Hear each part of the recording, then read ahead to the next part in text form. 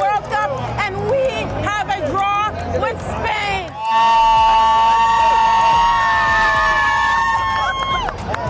បង្កើតប្រវត្តិសាស្ត្រពីប្រទេសដែនកោះដ៏តូចច្រឡឹង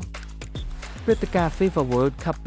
2025កំពុងតែអង្រួនចិត្តអ្នកគាំទ្របាល់ទាត់ទូទាំងពិភពលោកបន្ទាប់ពីក្រុមជម្រើសជាតិមកពីប្រទេសដែនកោះដ៏តូចច្រឡឹង Cape Verde កាប់វេរហស្សនាមឆ្លាមខៀវ Blue Sharks បានបង្កើតរឿងរ៉ាវដ៏រំភើបនិងអស្ចារ្យបំផុតដោយបានប្រកួតទប់ស្មើ0-0ជាមួយក្រុមលំដាប់កំពូលអេស្ប៉ាញក្នុងជំនួបពូលកាលពីថ្ងៃទី15ខែមិថុនាឆ្នាំ2025មួយកន្លងទៅថ្មីនេះ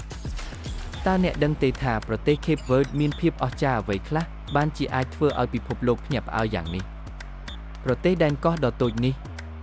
គឺជាប្រទេសដែនកោះមួយស្ថិតនៅមហាសមុទ្រអាត្លង់តិកភាគខាងលិចទ្វីបអាហ្វ្រិកដែលមានប្រជាជនសរុបមិនដល់60,000 នាក់ផងមានវប្បធម៌និងទេសចរណ៍ដ៏ទាក់ទាញក្រៅពីបាល់ទាត់ប្រទេសនេះគឺជាប្រជុំកោះចំនួន10ដែលល្បីល្បាញខាងឆ្នេរខ្សាច់សក្បុសទឹកសមុទ្រថ្លាឆ្វង់និងមានវប្បធម៌ចម្រុះដ៏ទាក់ទាញរវាងអាហ្វ្រិកនិងប៉ូទុយហ្គាល់ជាប់កំណត់ត្រា World Cup ដំបូងនេះជាលើកដំបូងបំផុតក្នុងប្រវត្តិសាស្ត្រដែលពួកគេបានទម្លាយទ្វារចូលមកលេងវគ្គផ្ដាច់ព្រាត់ World Cup ដោយបានទម្លាក់ក្រុមខ្លាំងនៅតំបន់អាហ្វ្រិកដូចជាកាមេរូនក្នុងវគ្គជម្រុះពួកគេជាប្រទេសតូចបំផុតទី2គិតតាមផ្ទៃដីដែលធ្លាប់បានមកលេងព្រឹត្តិការណ៍នេះតើមានអ្វីកើតឡើងបន្តទៀតសម្រាប់ក្រុម Cape Verde